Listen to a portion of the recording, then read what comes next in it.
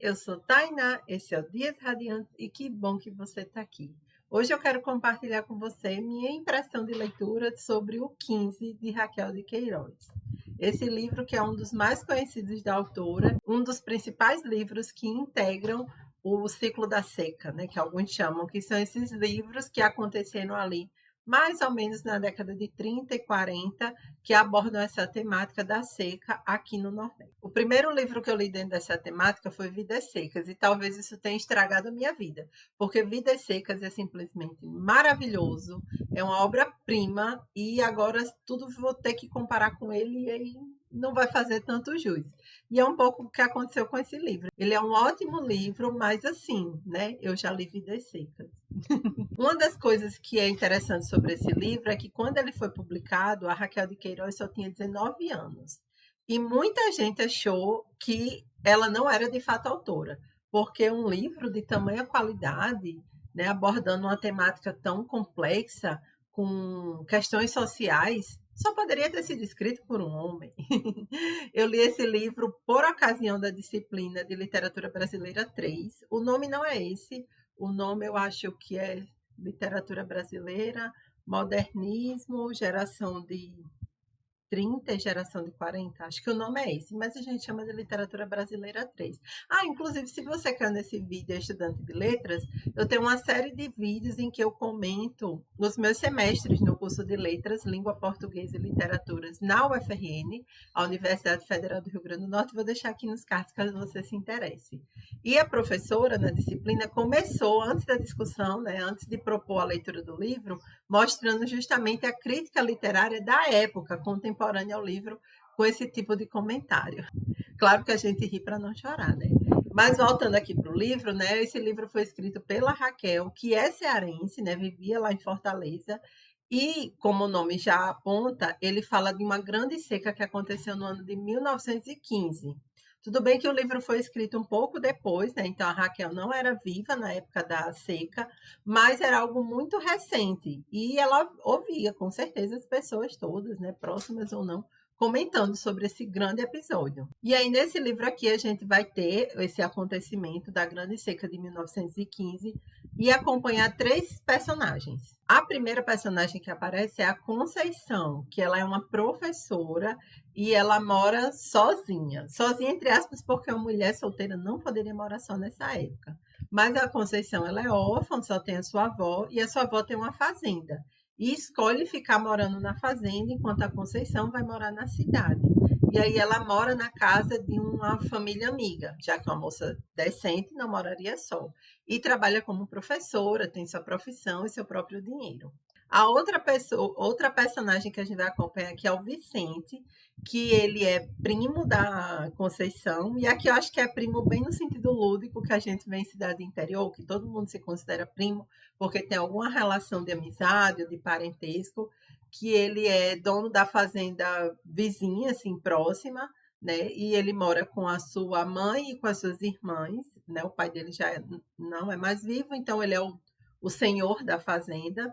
E a gente sente ali, já desde as primeiras cenas em que ele aparece, que tem um clima entre ele e a Conceição. E na fazenda dele tem o Chico Bento, sim, Chico Bento. É assim que ele é chamado. E aí eu acho que o Chico Bento da Turma da Mônica veio depois, cronologicamente, mas não sei se é inspirado. Que é um trabalhador, né, um vaqueiro dessa fazenda do Vicente, que ele é casado e tem 4 filhos. Então a gente vai acompanhar o percurso, né, dessas três personagens diante da seca. Então logo o livro começa, a gente já sabe que já está alguns meses de estiagem, que a coisa começa a ficar preocupante. Então a Conceição é a primeira a deixar o campo e vai embora, volta para a cidade. Ah, uma coisa interessante é que o Vicente também tem um irmão que mora na cidade. Ele estudou, virou doutor, né, ele é advogado e trabalha nessa área jurídica, e ele despreza completamente a vida do campo. Então ele nunca nem vai visitar a fazenda. E aí já há esse contraponto entre a figura da Conceição e a figura desse irmão do Vicente, porque os dois são cidadinos, né, são pessoas da cidade, pessoas urbanas, mas que têm atitudes completamente diferentes em relação à vida do campo, já que a Conceição tem um gosto, respeito, entende, já porque a sua avó vive lá, né? Enquanto o irmão do Vicente despreza completamente. Outra coisa que aparece desde o comecinho do livro é a presença marcante da religiosidade. Então, a avó da Conceição está sempre ali rezando seu texto, fazendo sua novena, pedindo a São José por chuva, e uma chuva que não vem.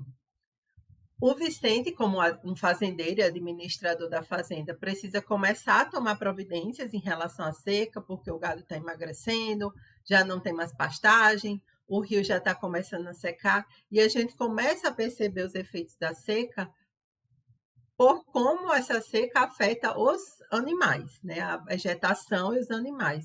E uma coisa que a gente vai percebendo é justamente essa descrição rica, né, dos animais e da vegetação presente. Mas chega um ponto que não dá também para o Chico Bento, que é trabalhador ali, porque ele trabalha, né, numa fazenda ali vizinha, e a dona da fazenda dele, que já nem mora mais lá, dispensa ele. Diz que não vai mais pagar salário, manda ele vender todo o gado, que com essa seca não vai compensar, e ele se vê desempregado e sem casa, né? Porque os fazendeiros moram na fazenda em que trabalham. E aí começa a retirada do Chico Bento, que é pobre, quanto a avó da Conceição já também foi para a cidade com ela, e o Vicente que permanece ali. Só que também tem uma diferença entre esses três, um está na cidade, um está no campo e um está imigrando. É que eles ocupam posições sociais muito diferentes, né? A Conceição, ela é mulher, mas ela também ocupa a posição de intelectual, como professora e com grau de instrução, inclusive ela comenta suas leituras, ela é leitora de Machado de Assis, é leitora de filosofia. Já o Vicente, ele é esse homem fazendeiro, latifundiário, rico, mas tem muita instrução, né, que tem esse amor e esse apreço à terra, mas é um homem rico, né, e que tem os seus privilégios por esse lugar que ele ocupa. E o Chico Bento, que é o trabalhador comum, completamente desvalido de tudo. Inclusive, a gente vai ver ao longo do livro algumas medidas que o governo toma, que são simples paliativos e que, por meio da corrupção, não chegam de fato a quem precisa ser alvo dessas medidas. Então, ele não pode contar com ninguém, absolutamente ninguém. Só resta contar com Deus e estar ali entregue à sua própria sorte com a sua família, em busca de chegar em algum lugar, né? Ele começa a emigrar buscando chegar em algum lugar que ele consiga emprego, que ele consiga sobreviver. E aí a gente vai acompanhando todos os percalços. E, claro, a parte mais triste é a do Chico Bento, né? Porque é o personagem mais desvalido, mas também tem os percalços vividos pelo Vicente, que é uma pessoa de posses, mas que escolhe ficar no campo, e a posição da Conceição, que está ali servindo de ponte para que a gente veja o que se passa na cidade. E aí aparece uma coisa aqui nesse livro que todo mundo fica incrédulo e acha que é uma coisa assim, nossa, que loucura ela imaginar isso, mas foi algo real. E eu sabia disso por causa de outro livro que eu li. Quando eu li Vidas Secas, eu fiz um ensaio sobre vidas secas e também fiz uma apresentação de seminário.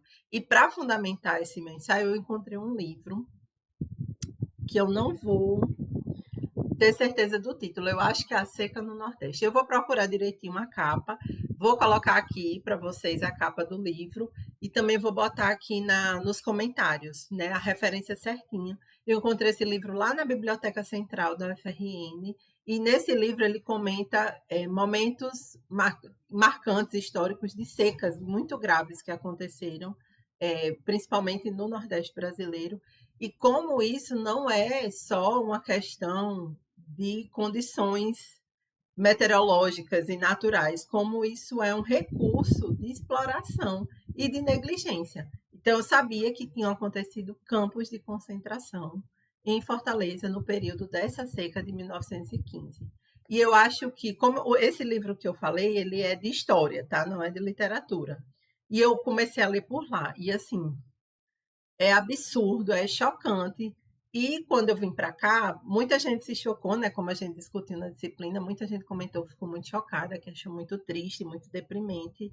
E de fato é, mas quando você lê a história, o que foi fato, o que foi real, isso aqui pareceu para mim até amenizado. Mas é algo muito triste que faça parte da nossa história, mas mais triste ainda que isso seja algo que a gente nem saiba, que a gente nem nem imagina que aconteceu, né? Uma tragédia absurda e completamente silenciada, né? Tanto porque a gente tem nossas produções midiáticas e culturais centradas no eixo Sudeste e Sul, quanto porque nós mesmos, né, que moramos aqui na região Nordeste, eu moro no Rio Grande do Norte, que é tão perto de Fortaleza, né, tão perto do Ceará, e eu não fazia a menor ideia disso. E como é que a gente não está falando sobre isso? Eu não sei. Muita gente ama esse livro, se emociona. De fato, é um livro muito emocionante, com passagens muito tristes. Se você gosta de finais felizes, talvez não vai encontrar aqui o que você queria, mas também não chega a ser um final pessimista. É um final em aberto, porque, embora a autora quisesse, pelo momento histórico literário que ela fazia parte, ser fiel à realidade, se ela fosse fiel à realidade, meu Deus, esse final aqui tinha que ser o final de tragédia. Mas eu acho que ela quis deixar essa ponta de esperança, né? Tem muito mais coisas, né? Como eu li na disciplina, acho que dá para ver que ele está completamente marcado, porque a gente discutiu em sala de aula, né? Então eu marquei muita coisa para discutir e poderia comentar aqui com vocês vários outros aspectos, mas vou deixar para a gente conversar nos comentários. Se você já leu esse livro, fala para mim aí nos comentários os pontos, os trechos mais marcantes. Eu também não vou comentar tanto porque vai dar spoiler, né? E eu quero, no futuro, fazer um vídeo comparando o 15 com Vidas Secas, alguns pontos de aproximação, alguns pontos de distanciamento. Vidas Secas é o meu livro favorito e por isso eu nunca consegui fazer um vídeo sobre ele. Então, talvez eu consiga fazer nesse comparativo. Então, se você gostou desse vídeo e quer que esse vídeo futuro de comparação apareça, não se esqueça de clicar em gostei, porque eu vou entender que vocês gostaram do vídeo, é para trazer mais. E também de se inscrever no canal para acompanhar os próximos vídeos. Um beijo e até a próxima. Tchau!